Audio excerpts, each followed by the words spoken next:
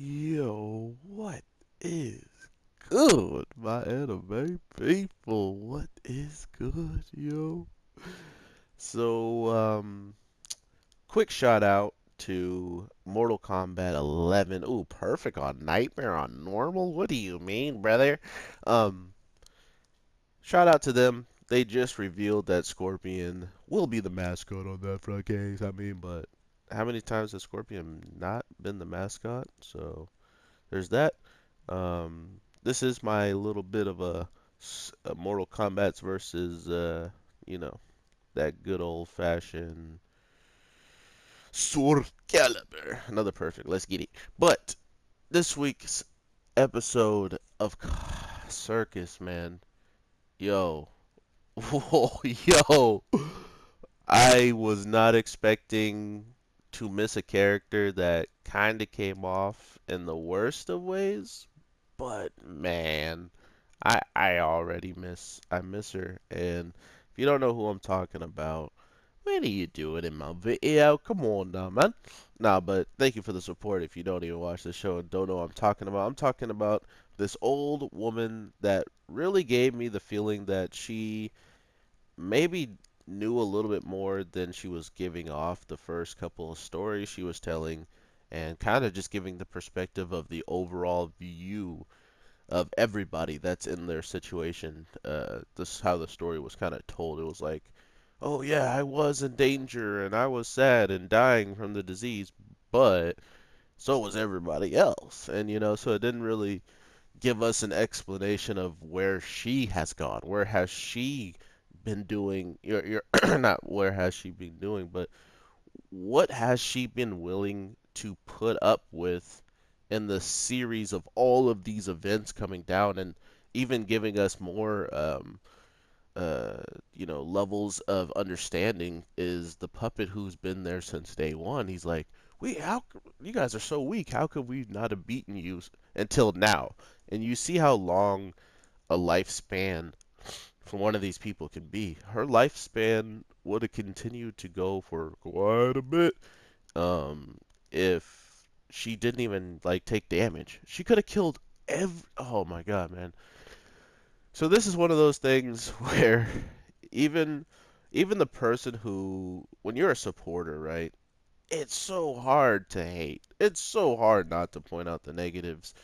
Um, and I really don't want to, but that's not fair because I like to be honest, and I did have negatives with this episode. It's just the fact that, am I gonna trash a show that I've been bringing up so much? I kind of have to, so I hope that I don't see that in the future of it, which kind of gave me the whole feeling that she's like a Vegeta. And I mean, Vegeta's cool and all, but he's stupid. He's stupid.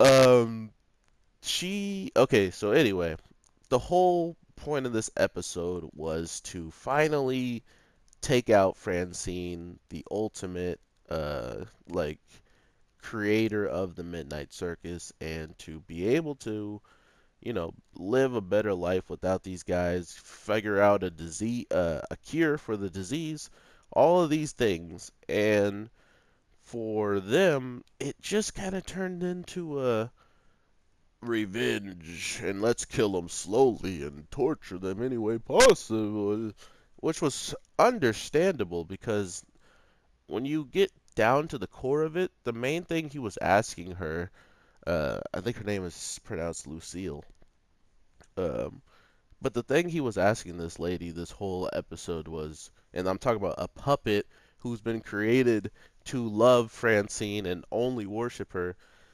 She pretty much puts all of these guys in a situation where after the fight breaks out and they're trying to just get up to the main girl, they shoot out they pretty much shoot out every single technique of these old guys that have been pretty much proven to us why they deserve to be considered, and because of that, it was cool to watch the reaction of um, not, our main character when they were all of a sudden just throwing away their goals of like winning this fight.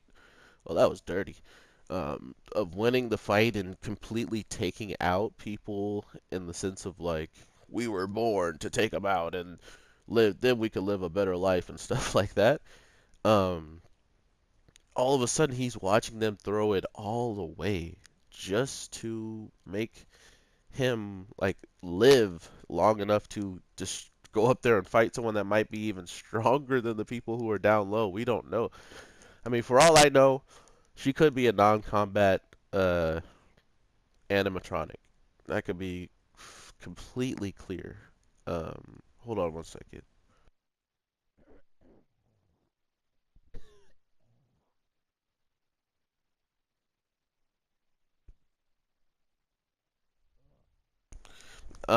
And if she is a complete and normal animatronic, um, like a non-combatant one, it would make sense why they were kind of afraid to even let someone go up there, let alone destroy a bridge where all of a sudden she thinks that after destroying it, no one could reach her anymore. Which they all have like beyond superhuman powers, so why wouldn't they be able to jump from the gap to gap? So maybe there's more to it than that. I didn't really read into it. So what else we get from this is pretty much the whole fact of the matter of who is better, like overall as just a better race almost. Like they don't go as humans, they're going as like shimigamis, and these people that they're trying to take out in the Midnight Circus don't go as human, they go as animatronics. So the way that this is kind of playing out is that whoever wins this can pretty much do whatever they want to in the human world. It's just that one still believes that they are human, while the other is trying to like completely take themselves away from it. I mean, and by calling themselves shimigamis, they are considering themselves unhuman at the same time because they've already accepted that type of calling or whatever. Is this on normal or am I tripping? I think I'm tripping. Um, but yeah, I truly thought that this whole fight was just gonna be a one-sided wash. Just because we have so many episodes to go, and this is episode 13, right? So it was dumb of me to use my brain of knowing how much is left of a series and not thinking of the run of maybe this is just an arc and these guys are like if Francine escapes, all she has to do is build more puppets that were, literally crafted to be loyal to her, and that's just how powerful they seemingly get with that type of added um, boost. Because all the ones that are lacking, they're just they'll throw their lives away because they know other ones are going to be created as soon as they die. So they're like, oh well, maybe I'll come back one day, or maybe they also have some weird type of connectional feelings because some of them enjoy killing, some of them act like they were going to spare people. These animatronics actually seem like they have some of the most other humanistics that some of the Shimigamis didn't have just by listening to them talk and listening to how they plan things in the future. So they practically plan to use certain people who are not as, nearly like if you're a human and you are in the way, like for instance, the girl this week that, she's the one crying and stuff over the death of this old lady who brings out another Francine that can control these puppets to such a degree that they couldn't even move, and she could have taken out all four of them, but instead she wanted to die, not even die, I want to say. No, she did want to die. What am I talking about? She's been doing this fight since the fight began. She is the starting fighter. She was the creator of practically it all. So to know that we're looking at this Francine or this Lucille that is going to now have to fight with her daughter once again, that she's, feeling so bad for even doing what she did to her in the first place. She now has to put her daughter in the front line, and not to mention there's another woman that she pretty much saved her life and, you know, gave all of the opportunity to, simply because of, she started seeing her, probably started seeing her daughter in her, I mean, she even seeing the crying. Sorry, that's what I gotta drink of water. My throat is like super dead right now. Woke up like 35 minutes ago and got to watch this, and I'm putting this out. Like, this is how this channel goes. Let's get it. But yeah, we see just how quickly she started to remember what she wanted to do. And the best part of that was seeing that not only is she kind of coming back, but she was still so far gone, that she still had one of her eyes just completely shimigami. Like, shimigamis, in my opinion, they have pupils, but that's only because of Nagami at this battle. I feel like they would all kind of like start turning into what that old lady's pupils look like, just because they don't really see humanity. I don't think they see humanity anymore. They just see this way of death, or this way of winning, with just like how the girl who gets freaking turned on fire this week's episode,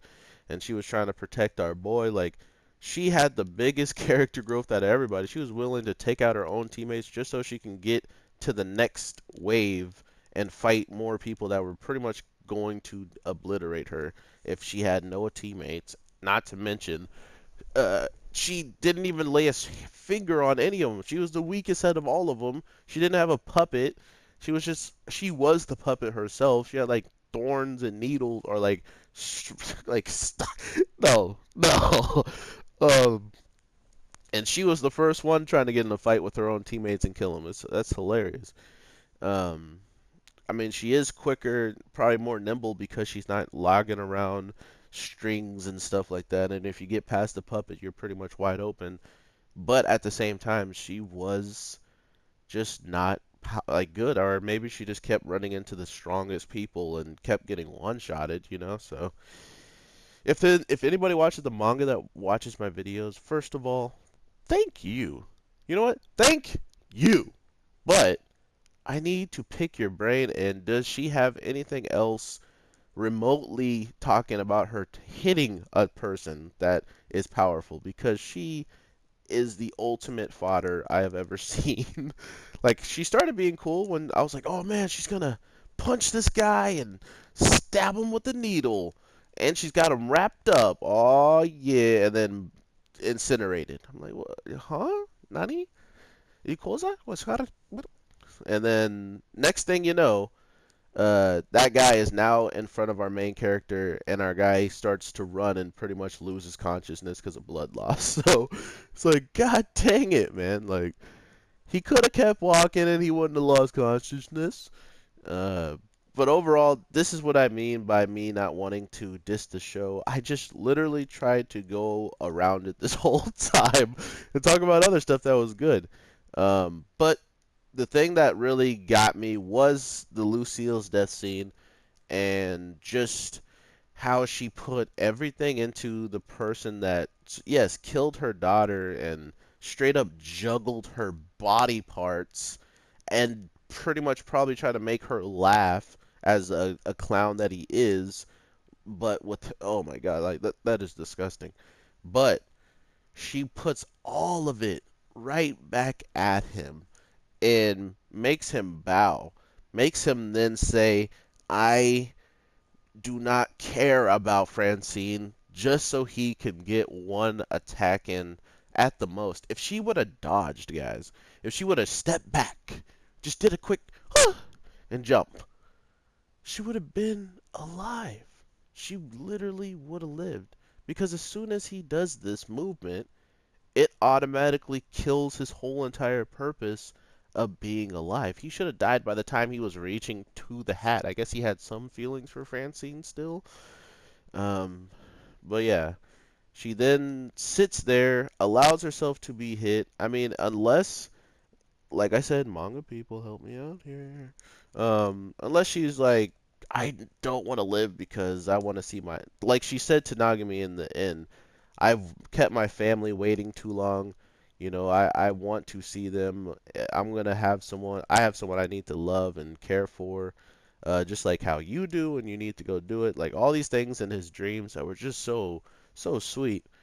Um, but the moral of it all being that it feels like out of all the people that we were watching and knew that they wanted to die and leave, Faceless and Lucille were the ones that wanted to probably go the worst and were willing to do that even for just the slightest moment of peace of mind and being even the remote bit of happy as they're going, knowing that they're doing something that fulfills the way that they see things being done. For Faceless, it was saving someone who he not never thought would come out of the Shimigami, someone who has more personality and heart than he does, and the other one being Lucille, who truly put all the Shimigamis on her back and even asked her daughter, or maybe not asked is a bad word, forced her daughter probably.